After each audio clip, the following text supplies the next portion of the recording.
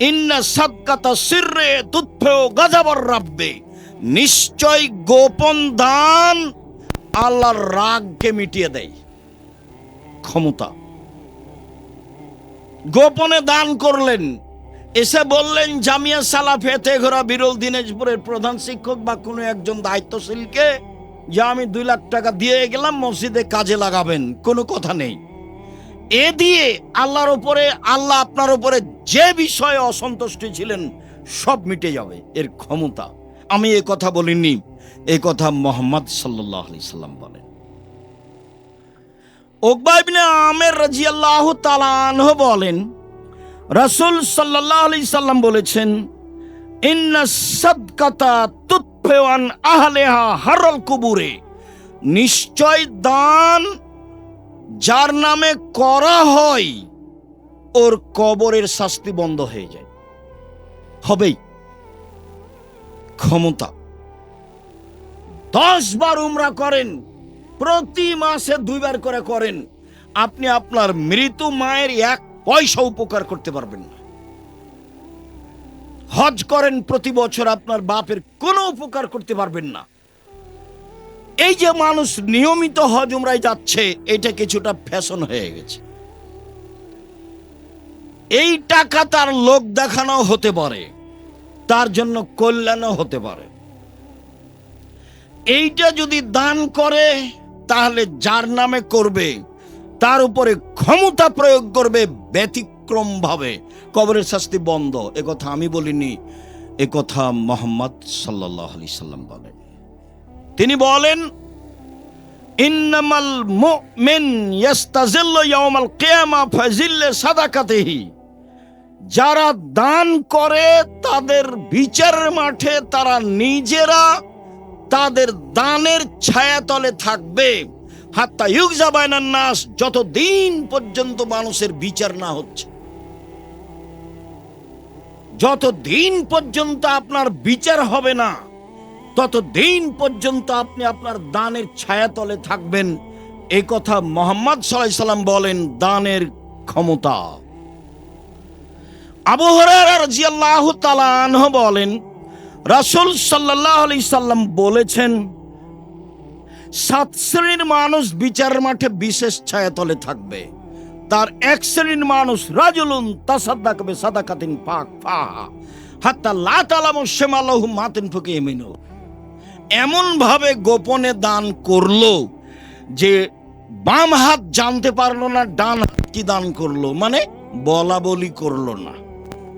তখন বিচারের মাঠেও এই দানের নিচে থাকতে পাবে, ছায়া হিসাবে থাকবে এই দান। হাদিস বুখারী মুসলিম। এইভাবে রাসূল সাল্লাল্লাহু আলাইহি সাল্লাম বলেন। সম্মানিত দিনী ভাই বোন, ইবাদতের জগতে শক্তিশালী ব্যতিক্রম ইবাদত হলো দান।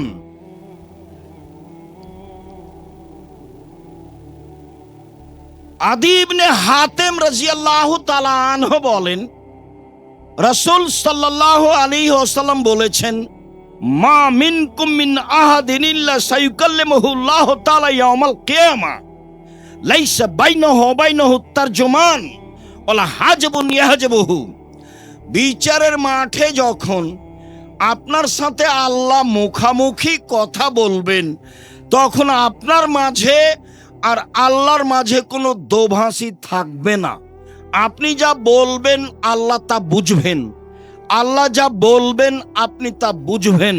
কোনো অন্তরাল থাকবে না, কোনো অন্তরাল নেই, একেবারে সামনাসামনি। ফায়ানজুরু আইমানা মিনহু, তখন আপনি সে ব্যক্তি তার ডান দিকে লক্ষ্য করবেন। ফায়ারা মা কাদ্দামা মিন আমালিহি, তার জীবনের সব কর্ম দেখতে পাবে ডান দিকে।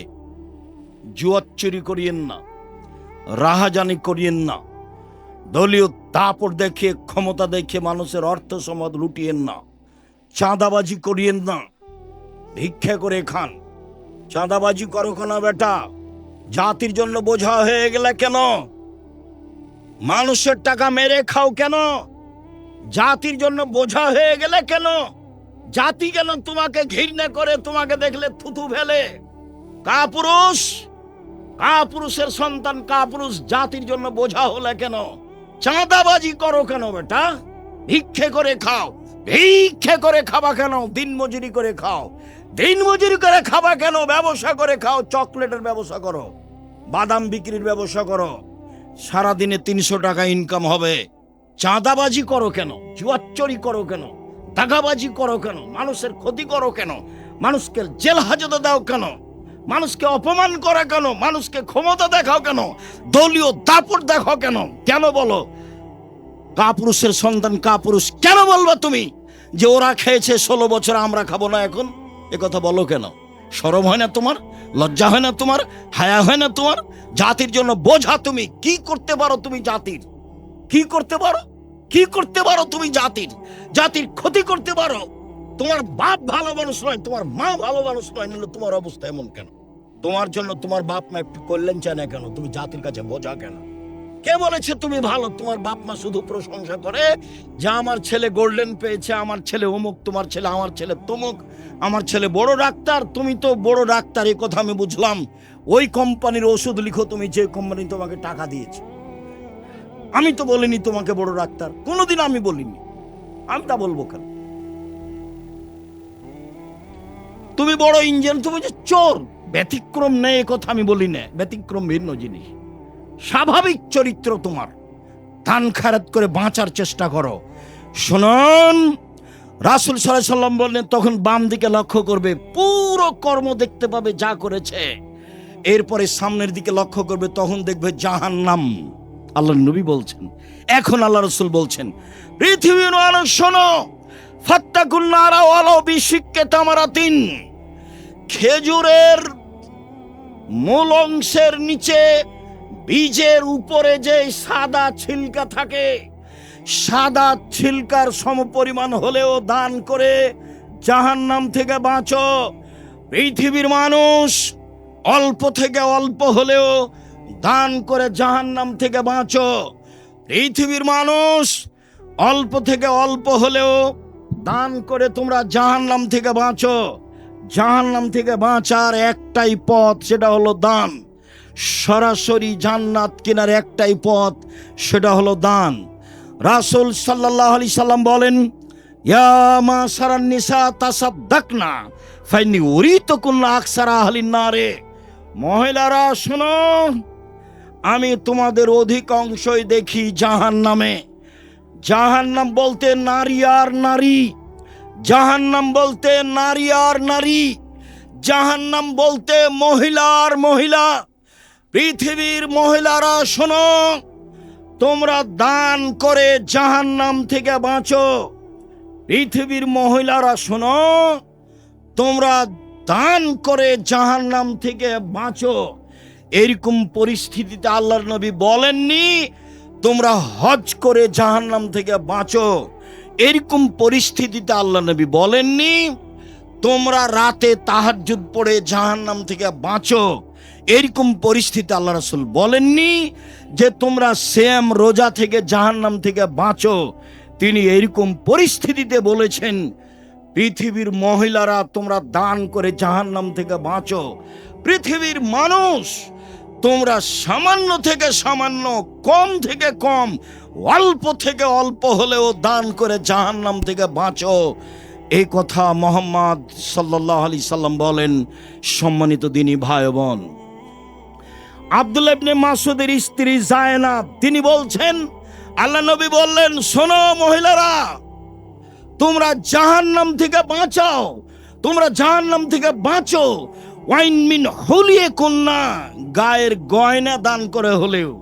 যদি টাকা নাই থাকে, পরিবেশ পরিস্থিতি যদি অনুকূলে না হয়, তাহলে কানে যে দুল আছে, গলায় যে মালা আছে, হাতে যে আংটি আছে, গায়ে যা কিছু গয়না আছে, সব দান করে দে, তোমরা জাহান্নাম থেকে বাঁচো। এই কথা মুহাম্মদ সাল্লাল্লাহু আলাইহি সাল্লাম বলেন। সম্মানিত দিনী ভাই বোন, আয়েশা রাদিয়াল্লাহু তাআলা আনহা বলেন, ইন্না ইমরাআতান কালাত, একজন মহিলা বলল, আল্লাহর নবী, ইন্না উম্মি মাতাত, ইন্না উম্মি মাতাত ওয়ালা তুসি, আমার আম্মা মারা গেছেন, টাকা পয়সা ওসিয়ত কিছু করে যাননি। ও আজুন্নহা, আমি মনে করছি, লাউ তাকাল্লামাত তাসাদ্দাকাত, উনি কথা বলতে পারলে দান করতেন। আল্লাহর নবী, আমার আম্মা ইফতালাতাত নাফসহা, আমার আম্মা হঠাৎ মারা গেছেন, কোনো ওসিয়ত করেননি। আমি মনে করছি আমার মা কথা বলতে পারলে দান করতেন। আফালাহা আজরুন ইন তাসাদ্দাক্ত আনহা, আমি যদি আমার মায়ের পক্ষ থেকে দান করি তাহলে আমার মায়ের নেকি হবে কি? কালা নাম, আল্লাহ রসুল বলেন হ্যাঁ। বুখারী মুসলিম। কেন বলবেন যে আমার মায়ের নামে হজ করলে হবে কি, পাপ মিটবে? এভাবে বলবেন। আমার মা হঠাৎ মারা গেছেন, কোনো ওসিয়ত করে যাননি। আমি মনে করছি আমার মা কথা বলার সুযোগ পেলে দান করতেন। আমি যদি আমার মায়ের নামে দান করি তাহলে আমার মায়ের নেকি হবে কি? তার নাম, আল্লাহ রাসূল বলেন হ্যাঁ। শুনুন, আবু হুরায়রা রাদিয়াল্লাহু তাআলা আনহু বলেন, একজন লোক আল্লাহর নবীকে বলল, ইন্না আবি মাতা ওয়া তারাকা মালান ওয়ালাম ইউসি, আমার আব্বা মারা গেছেন, অর্থ সম্পদ ছেড়ে গেছেন, কোনো ওসিয়ত করেননি। ফাল ইউকাফিরু আনহু ইন তাসাদ্দাকতু আনহু, আমি যদি আমার বাপের নামে দান করি তাহলে আমার বাপের পাপ মিটে যাবে কি? এবার হুবাহু হাদিস মুসলিম। আমার পিতার নামে যদি দান করি আমার পিতার পাপ মিটে যাবে কি? কালা নাম, আল্লাহ রাসূল বলেন হ্যাঁ। হাদিস মুসলিম। মানে ক্ষমতা। বাপ মায়েমে দান করেন একটু খালে সন্তরে, শাস্তি কবরের বন্ধ হবেই, হতে হবে, হবেই। বাপ মা জমি জায়গা ছেড়ে গেছেন, অর্থ সম্পদ ছেড়ে গেছেন, আরে কিছু না করে গেলে একটু বিদেশ থেকে তোমাদেরকে তো মানুষ করে রেখে গেছে। তো বাপ মা কিছুই করে না যাক, আদর যত্ন করে লালন পালন করে গেছেন, এইটুকু তো আছে। সেটুকুর আপনি প্রতিদান কি দিবেন? সেটুকু প্রতিদানে রাসূল সাল্লাল্লাহু আলাইহি ওয়াসাল্লাম যা বললেন তা মূল্যায়ন করেন। রাসূল সাল্লাল্লাহু আলাইহি সাল্লাম বললেন না সাদকাতু বুরহান, দান হলো দলিল। পৃথিবীর মানুষ শুনে রেখো, দান হলো দলিল। বিচারের মাঠে আপনি বলবেন আমি জান্নাত পাবো, আল্লাহ যদি বলেন কেন, তাহলে আপনি বলবেন আমি যে জান্নাত পাবো তার প্রমাণ আছে আমার কাছে, আমার কাছে দলিল আদিল্লা আছে। এই জমি আমার, প্রমাণ এই যে দলিল। এই বাড়ি আমার, প্রমাণ এই যে দলিল। বিচারের মাঠে আমি বলবো জান্নাত আমি পাবো, প্রমাণ এই যে দলিল। হজকে তিনি দলিল বলেননি, সালাতকে তিনি দলিল বলেননি, সিয়ামকে তিনি দলিল বলেননি, কোরআন তেলাওয়াতকে তিনি দলিল বলেননি, তাসবিহ তাহলিল জিকির আজকারকে তিনি দলিল বলেননি। তিনি বলছেন দানই হচ্ছে দলিল। হাদিস বুখারী মুসলিম। সম্মানিত দিনী ভাই বোন, অবশ্য আমি আপনাকে সঠিকটা বোঝানোর চেষ্টা করেছি যে দান হচ্ছে দলিল। পরকালে জাহান্নাম থেকে বাঁচার ব্যতিক্রম মাধ্যম হলো দান। বাপের পাপ মেটানোর, মায়ের পাপ মেটানোর মাধ্যম হলো দান। কবরের শাস্তি বন্ধ করে দেওয়ার মাধ্যম হলো দান। মহিলা মানুষ জাহান্নামে যাবে, এইটাই স্বাভাবিক। বেশিরভাগ নারী জাহান্নামে যাবে। তারা যদি নিজেদেরকে জাহান্নাম থেকে বাঁচাতে চায় তাহলে দান করতে হবে। শেষ পর্যন্ত রাসূল সাল্লাল্লাহু আলাইহি ওয়াসাল্লাম নিচে নামতে লাগলেন, নামতে নামতে বললেন, শোনো মহিলারা, তোমাদের কাছে টাকা পয়সা না থাকলে সাজগোজের জন্য যা রেখেছো তা দান করে দাও।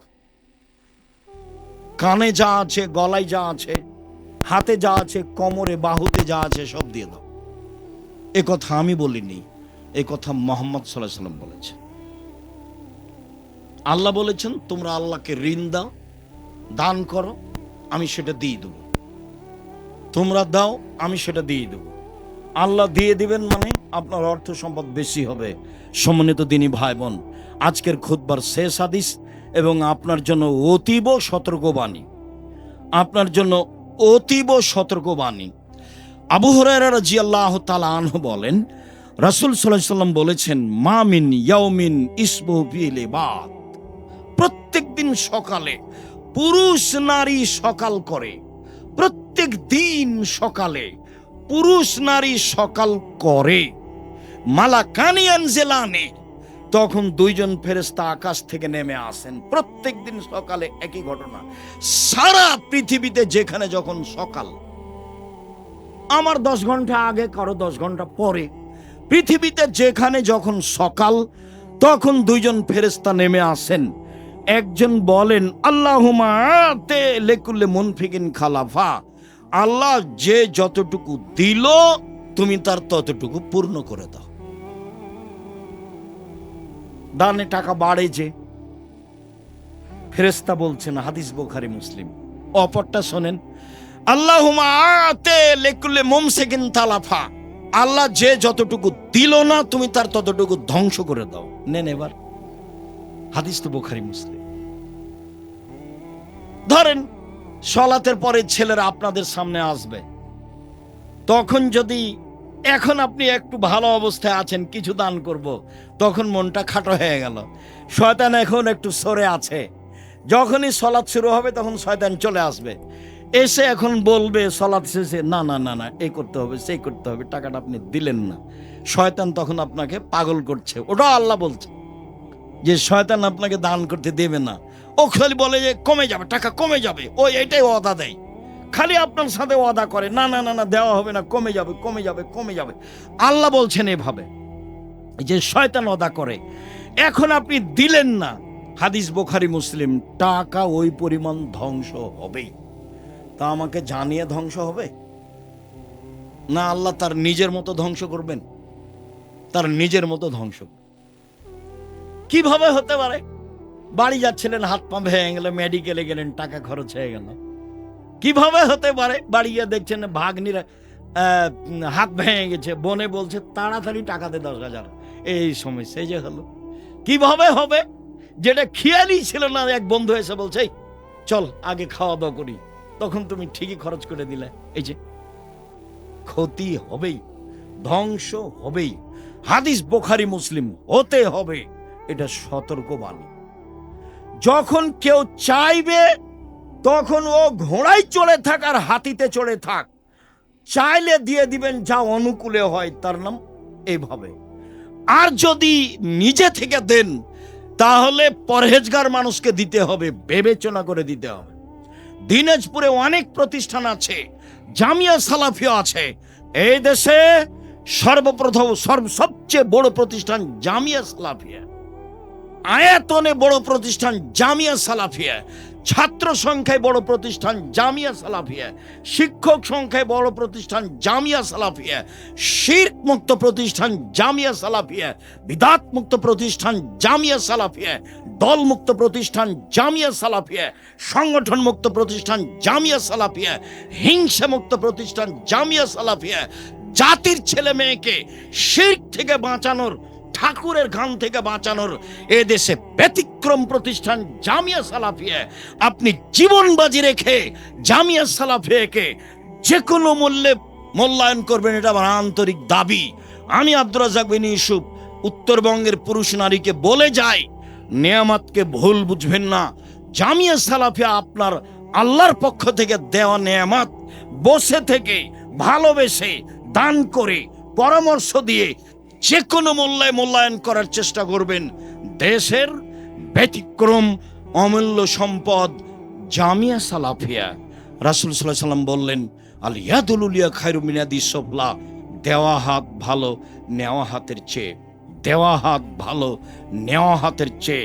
ছেলে মেয়েকে টাকা দিয়ে দান করা শিখাবেন, নিজে দান করতে শিখবেন, মানুষের কাছে হাত পাতবেন না কোনো সময়।